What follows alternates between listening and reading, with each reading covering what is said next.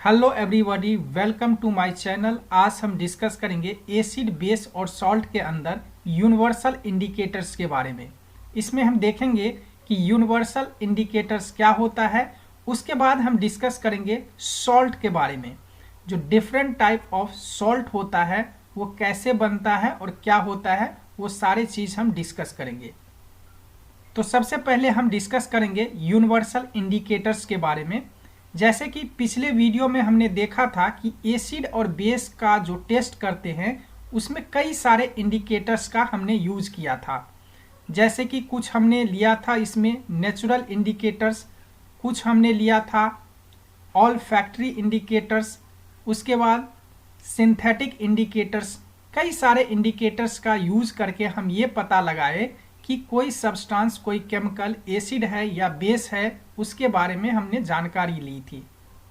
तो जब इतने सारे इंडिकेटर्स से काम नहीं चला तो यूनिवर्सल इंडिकेटर्स को अपनाना पड़ा। अब ये यूनिवर्सल इंडिकेटर्स क्या होता है? अब यूनिवर्सल इंडिकेटर्स जो है ये भी एसिड और बेस का टेस्ट करता है, यानी इससे भी पता चलता है कि कौन सा एसिड है और कौन सा बेस है। लेकिन इसमें और क्या खास बात है? तो इसमें खास बात यह है कि बाकी जितने सारे इंडिकेटर्स था, जो कि नेचुरल, ऑल फैक्ट्री, सिंथेटिक, जो पहले हमने डिस्कस किया था, उससे हमने सिर्फ यही पता कर पाया कि ये केमिकल एसिड है और बेस है।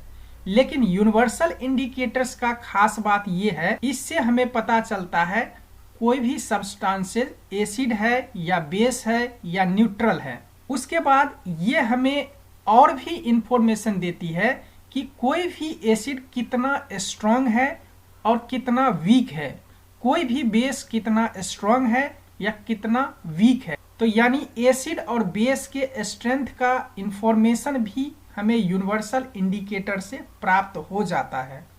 तो यहाँ पे आप देख सकते हैं ये यूनिवर्सल इंडिकेटर्स है।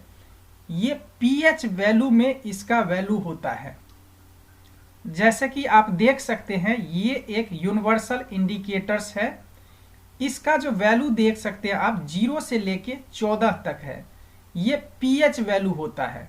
अब पीएच वैल्यू क्या होता है उसके बारे में हम अभी डिस्कस करेंगे। अब ये पीएच वैल्यू जो होता है 0 से लेके 14 तक होता है। 0 और 14 के बीच में ही सारे सब्सटेंसेस का पीएच वैल्यू होता है। इसी से हमें पता चलता है कोई सब्सटेंसेस एसिडिक है या न्यूट्रल है या बेसिक है। तो ये तीनों चीज के बारे में हमें पीएच स्केल यानी यूनिवर्सल इंडिकेटर से पता चलता है। अब जैसे कि आप देख सकते हैं यहाँ पे 7 वैल्यू है। 7 मतलब अगर किसी भी सब्सटेंसेस का पीएच वैल्यू 7 होगा तो वो न्यूट्रल होगा, और यहां से किसी भी सब्सटेंसेस का एसिडिक कैरेक्टर इंक्रीज होता है। यानी 7 से जैसे जैसे ये 0 की तरफ बढ़ता है तो इसका मतलब ये हुआ कि इसका एसिडिक कैरेक्टर्स जो है वो बढ़ रहा है। यानी 0 तक आएगा और 0 जिसका वैल्यू होगा वो बहुत ही स्ट्रॉन्ग एसिड होगा, और जैसे जैसे आगे बढ़ेगा एसिड वीक होता जाएगा। इसमें भी वैसे होता है कि 7 से जैसे जैसे इस तरफ बढ़ेगा उसका बेसिक कैरेक्टर बढ़ता चला जाता है। यानी 14 जिसका वैल्यू होगा वो बहुत ही स्ट्रॉन्ग बेस होगा। तो इस तरह से 7 से 14 की तरफ जाएगा, उसका बेसिक कैरेक्टर बढ़ता जाएगा और जो बेस है वो स्ट्रॉन्ग होता चला जाएगा। इसमें अगर 7 से 0 की तरफ बढ़ेगा तो इसका एसिडिक कैरेक्टर बढ़ता चला जाएगा, और जैसे जैसे आगे बढ़ेगा वो एसिडिक जो स्ट्रेंथ है वो स्ट्रॉन्ग होता चला जाएगा। तो सबसे अधिक स्ट्रॉन्ग एसिड कौन होगा? जिसका पीएच वैल्यू 0 होगा। और सबसे अधिक स्ट्रॉन्ग बेस कौन होगा? जिसका पीएच वैल्यू 14 होगा। अब ये पीएच वैल्यू क्या होता है? एक्चुअली में इस पीएच का मतलब होता है minus log concentration of H+ ion. यानी किसी भी केमिकल्स के अंदर हाइड्रोजन आयन की जो कॉन्सेंट्रेशन है, हाइड्रोजन आयन की जो सांद्रता है, वो निर्धारित करता है उसका पीएच वैल्यू। तो कभी कभी एग्जाम में पूछ दिया जाता है पीएच क्या होता है, तो pH is equal to minus log concentration of hydrogen ion. यानी किसी भी सब्सटेंसेस के अंदर, केमिकल्स के अंदर हाइड्रोजन आयन की कॉन्सेंट्रेशन यानी हाइड्रोजन आयन की सांद्रता को पीएच वैल्यू दर्शाता है। तो इसी वजह से यूनिवर्सल इंडिकेटर्स को पीएच स्केल भी कहते हैं। से यूनिवर्सल इंडिकेटर्स यानी पीएच स्केल पे आप 0 से 14 तक देख सकते हैं और साथ में डिफरेंट कलर भी होता है। तो इसी वजह से एसिडिक और बेसिक टेस्ट के लिए हम पीएच वैल्यू का यूज करते हैं, पीएच स्केल का यूज करते हैं। ये यूनिवर्सल इंडिकेटर्स होता है और ये हमें एसिड और बेस का स्ट्रॉन्ग भी बताता है। तो इसी तरह 0 से 14 तक वैल्यू होता है और सबका अलग अलग कलर होता है। यानी अगर पीएच इतना होगा तो इसका अलग कलर होगा। तो इस तरह से डिफरेंट कलर में इसको दर्शाया जाता है। तो इसका कुछ इंपॉर्टेंट वैल्यू होता है। पीएच इज इक्वल टू 7, तो इसका मतलब क्या हुआ, ये न्यूट्रल सब्सटेंसेस होगा। जिसका पीएच वैल्यू 7 होगा वो न्यूट्रल होगा। अगर जिसका पीएच वैल्यू लेस देन 7 यानी 7 से नीचे होगा तो वो एसिडिक होगा, जैसे कि हमने डिस्कस किया था अभी। अगर पीएच वैल्यू ग्रेटर देन 7 यानी पीएच वैल्यू 7 से अगर बड़ा होगा तो क्या होता है, ये बेसिक होता है यानी बेस होता है। तो ये सारे वैल्यू एग्जाम में पूछा जाता है कि न्यूट्रल सब्सटेंस के लिए पीएच वैल्यू कितना होता है, तो 7 होता है। एसिडिक सॉल्यूशन के लिए पीएच वैल्यू कितना होता है, तो लेस देन 7 यानी 7 से कम होता है। बेसिक सॉल्यूशन के लिए पीएच वैल्यू कितना होता है, ग्रेटर देन 7 यानी 7 से अधिक होता है। अब कुछ सब्सटेंसेस है जो कि एग्जाम में पूछा जाता है जिसका कुछ पीएच वैल्यू होता है, वो हम देखते हैं। पहला हाइड्रोक्लोरिक एसिड यानी HCl का पीएच वैल्यू कितना होता है, तो 0 होता है। इसका मतलब ये बहुत स्ट्रॉन्ग एसिड है। तो HCl यानी हाइड्रोक्लोरिक एसिड क्या होता है, बहुत ही स्ट्रॉन्ग एसिड होता है।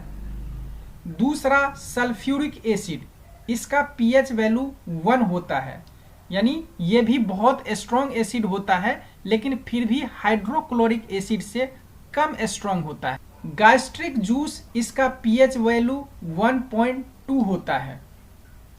लेमन जूस, इसका पीएच वैल्यू 2.2 होता है। विनेगर, इसका पीएच वैल्यू 2.8 होता है। एप्पल जो हम सेब खाते हैं उसका पीएच वैल्यू 3 होता है। यानी जितना भी वैल्यू 7 से अगर कम होगा तो वो एसिडिक होगा। सॉफ्ट ड्रिंक जो हम पीते हैं उसका भी पीएच वैल्यू 3 होता है। वाइन एंड बियर का पीएच वैल्यू 4 होता है, यानी ये भी एसिडिक होता है। टोमेटो यानी टमाटर का पीएच वैल्यू 4.7 होता है, ये भी एसिडिक होगा। ब्लैक कॉफी का 5। ह्यूमन सलीवा, इसका पीएच वैल्यू 6.4 होता है। रेन वाटर का पीएच वैल्यू 6.5 होता है, यानी रेन वाटर भी एसिडिक ही होता है। मिल्क का पीएच वैल्यू कितना होता है, 6.8 होता है। ये बहुत important exam point of view से, मिल्क का पीएच वैल्यू कितना होता है, 6.8 होता है। ये भी मिल्क एसिडिक होता है। ह्यूमन ब्लड का पीएच वैल्यू कितना होता है, यानी मानव रक्त का पीएच वैल्यू कितना होता है, 7.4, यानी एक बेस है। 7 से अगर ज्यादा होगा तो वो बेस होगा। प्योर वाटर का पीएच वैल्यू 7 होता है, यानी प्योर वाटर जो होता है वो न्यूट्रल होता है। तो एग्जाम पॉइंट ऑफ व्यू से जो इंपॉर्टेंट है वो है hydrochloric acid, lemon juice, soft drink, rain water, milk, pure water, human blood, tear यानी आंसू, एग यानी अंडा, इस सब का पीएच वैल्यू कितना होता है, तो ये इंपॉर्टेंट होता है, एग्जाम में पूछा जाता है। अब हम बात करेंगे पीएच इन एवरीडे लाइफ, हमारे लाइफ के अंदर पीएच वैल्यू का क्या इंपॉर्टेंस है। तो पीएच जो होता है वो हमारे बॉडी के डाइजेस्टिंग सिस्टम में भी होता है। इसके अंदर हाइड्रोक्लोरिक एसिड होता है जो फूड को डाइजेशन में इसको मदद करता है।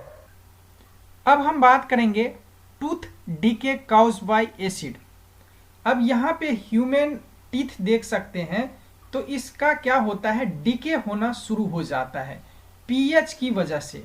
अब देखिए होता क्या है कि मौथ के अंदर, मुंह के अंदर जब बैक्टीरिया फैल जाता है, दांतों में जब बैक्टीरिया लग जाता है, तो ये बैक्टीरिया क्या करता है कि मुंह के अंदर जो शुगर होता है उसको ये एसिड में कन्वर्ट कर देता है। जनरली ह्यूमन बॉडी का जो टीथ होता है इसका पीएच वैल्यू 5.5 से अधिक होता है, लेकिन जब बैक्टीरिया जो है शुगर को एसिड में कन्वर्ट कर देता है तो इसका पीएच वैल्यू घटना शुरू कर देता है, यानी 5.5 से कम हो जाता है। तो यानी क्या होता है कि बहुत ज़्यादा एसिडिक हो जाता है, और ज़्यादा एसिडिक होने की वजह से इसका डीके होना शुरू हो जाता है। तो यही कारण है कि टूथ का डीके होता है एसिड्स की वजह से, क्योंकि एसिड स्ट्रॉन्ग हो जाता है। अब हम बात करेंगे soil of pH and plant growth. देखिए जनरली जो प्लांट को अच्छी ग्रोथ होना चाहिए उसके लिए जो सॉइल मिट्टी होता है इसकी पीएच वैल्यू कितना होना चाहिए। सॉइल का पीएच वैल्यू 7 के आसपास होना चाहिए, यानी ना तो ये एसिडिक हो और ना ये बेसिक हो, यानी इसके बीच का होना चाहिए। इससे क्या होता है कि प्लांट का ग्रोथ अच्छी तरह से होता है, यानी एक फर्टाइल सॉइल कहलाता है। अब हम डिस्कस करेंगे सॉल्ट के बारे में, डिफरेंट टाइप ऑफ सॉल्ट के बारे में। आप देख सकते हैं यहाँ पे कई सारे सॉल्ट है डिफरेंट टाइप्स के, और ये जो सॉल्ट है NaCl जिसे टेबल सॉल्ट कहते हैं, ये भी एक प्रकार का सॉल्ट है जिसको हम अपने किचन में यूज करते हैं खाने के टेस्ट के लिए। अब हम बात करेंगे ये सॉल्ट बनता कैसे है। एसिड और बेस का रिएक्शन होता है तब सॉल्ट बनता है। सॉल्ट जो होता है ये इलेक्ट्रिकली न्यूट्रल होता है, यानी इसके अंदर कोई चार्ज नहीं होता है। अब थोड़ा सा हम सॉल्ट के प्रॉपर्टीज के बारे में डिस्कस करते हैं। सॉल्ट के अंदर क्या प्रॉपर्टीज होता है। पहला, most of the salt are crystalline solid, यानी ज्यादातर जो सॉल्ट है वो एक तरह का क्रिस्टलाइन सॉलिड होता है। दूसरा, सॉल्ट में बी ट्रांसपेरेंट और ओपेक। सॉल्ट जो है वो शीशे की तरह ट्रांसपेरेंट भी हो सकता है और नहीं भी हो सकता है। Most of the salts are soluble in water. ज्यादातर साल्ट जो होता है वो पानी में घुलनशील होता है। चौथा, solution of the salt conduct electricity in their molten state also. देखिए सॉल्ट का जो सॉल्यूशन होता है उसमें इलेक्ट्रिसिटी कंडक्ट होता है, यानी उसके अंदर इलेक्ट्रिसिटी पास हो सकता है, क्योंकि सॉल्यूशन जब होता है सॉल्ट का तो सॉल्ट आयोनाइज हो जाता है। जैसे हमारा जो नमक है NaCl, ये टूटकर Na और Cl में आयोनाइज हो जाता है। इस वजह से सॉल्यूशन के अंदर इलेक्ट्रिसिटी पास हो सकता है। और उसके मोल्टेन स्टेट मतलब एक तरह से पिघला हुआ स्टेट में भी इसमें इलेक्ट्रिसिटी कंडक्ट होता है। तो यानी जब सॉल्ट अपने मोल्टेन स्टेट यानी पिघले हुए स्टेट में जब आता है तब भी इलेक्ट्रिसिटी पास होता है, क्योंकि उसका बॉन्ड जो है कमजोर हो जाता है, इस वजह से इजीली इलेक्ट्रिसिटी पास करने लगता है। The salt may be salty, sour, sweet, bitter, umami. तो सॉल्ट का जो टेस्ट है केवल नमकीन नहीं होता है, उसमें खट्टा भी हो सकता है, स्वीट भी हो सकता है, बीटर तीखा भी हो सकता है। तो इस तरह का टेस्ट सॉल्ट के अंदर होता है। जिसमें कि हमारा जो सॉल्ट है NaCl जिसको हम यूज करते हैं उसका टेस्ट नमकीन होता है यानी सॉल्टी। उसके बाद न्यूट्रल सॉल्ट आर ऑर्डरलेस, यानी न्यूट्रल सॉल्ट जो होता है वो गंधहीन होता है, उसमें कोई गंध नहीं होता है। उसके बाद सॉल्ट कैन बी कलरलेस और कलरफुल। सॉल्ट का कलर कलरलेस भी हो सकता है या कलरफुल भी हो सकता है, ये कुछ भी हो सकता है। अब देखेंगे फैमिली ऑफ साल्ट, जैसे कि यहाँ पे कुछ सॉल्ट का फैमिली बनाया गया, जैसे कि sodium chloride NaCl, calcium chloride CaCl2। तो ये दोनों साल्ट जो है वो क्लोरीन फैमिली से बिलोंग करता है। इसके बाद calcium chloride CaCl2 and calcium sulphate CaSO4 belong to calcium family. तीसरा आप देख सकते हैं zinc chloride and zinc sulphate belongs to zinc family. तो इस तरह से सॉल्ट्स का फैमिली को डिसाइड किया गया है, यानी क्लोरीन फैमिली, कैल्शियम फैमिली और जिंक फैमिली इस तरह से डिसाइड किया गया है। अब जब सॉल्ट बनता है तो जाहिर सी बात है, जैसे कि हमने डिस्कस किया था, एसिड और बेस का रिएक्शन होता है और सॉल्ट बनता है। उसके बाद वाटर रिलीज होता है। तो ये बहुत इंपॉर्टेंट है, जब सॉल्ट बनता है तो एसिड और बेस के साथ रिएक्शन होता है, उसमें सॉल्ट और वाटर बनता है। एग्जाम्पल के लिए यहाँ पे आप देख सकते हैं HCl यहाँ पे एसिड है, NaOH यहाँ पे एक बेस है। ये दोनों का रिएक्शन हुआ है, जो कि NaCl हमें साल्ट मिला है और दूसरा यहाँ पे वाटर भी रिलीज हुआ है। अब सॉल्ट भी कई तरह के होते हैं, एक एसिडिक सॉल्ट, बेसिक सॉल्ट और न्यूट्रल सॉल्ट। अब ये सॉल्ट अलग अलग कैसे होता है? एक्चुअली में जब सॉल्ट में स्ट्रॉन्ग एसिड और वीक बेस, स्ट्रॉन्ग एसिड और वीक बेस का जब रिएक्शन होता है तब एसिडिक सॉल्ट हमें मिलता है। यानी स्ट्रॉन्ग यहाँ पे क्या है? एसिड है, तो इसलिए एसिडिक सॉल्ट बनेगा। दूसरा बेसिक सॉल्ट, यानी वीक एसिड और स्ट्रॉन्ग बेस। इस रिएक्शन में स्ट्रॉन्ग कौन है? बेस स्ट्रॉन्ग है, इसलिए ये बेसिक सॉल्ट बनेगा। अब यहाँ पे स्ट्रॉन्ग एसिड और स्ट्रॉन्ग बेस, अब यहाँ पे क्या है? दोनों स्ट्रॉन्ग है, यानी एसिड भी स्ट्रॉन्ग है और बेस भी स्ट्रॉन्ग है। तो क्या होगा? अब ये दोनों न्यूट्रल हो जाएगा। स्ट्रॉन्ग और स्ट्रॉन्ग दोनों एक साथ जब मिलेगा तो ये न्यूट्रल हो जाएगा, इस वजह से इसमें न्यूट्रल सॉल्ट का फॉर्मेशन होगा। उसके बाद वीक एसिड और वीक बेस का जब रिएक्शन होता है तब भी क्या है? दोनों वीक ही है, बराबर है, इसलिए ये न्यूट्रल हो जाएगा। तो ये न्यूट्रल सॉल्ट का फॉर्मेशन होगा। और सभी रिएक्शन में क्या फॉर्मेशन हुआ है? वाटर फॉर्मेशन हुआ है। अब पीएच वैल्यू ऑफ सॉल्ट्स का क्या होगा? न्यूट्रल सॉल्ट का पीएच वैल्यू क्या होगा? जाहिर सी बात है, न्यूट्रल है तो न्यूट्रल 7 होता है, तो 7 होगा पीएच वैल्यू। एसिडिक सॉल्ट के लिए पीएच वैल्यू क्या होगा? एसिडिक के लिए क्या होता है? लेस देन 7, तो इसका भी वैल्यू लेस देन 7 होगा। बेसिक के लिए क्या वैल्यू होता है? ग्रेटर देन 7, तो इसमें भी बेसिक सॉल्ट के लिए ग्रेटर देन 7 वैल्यू होगा।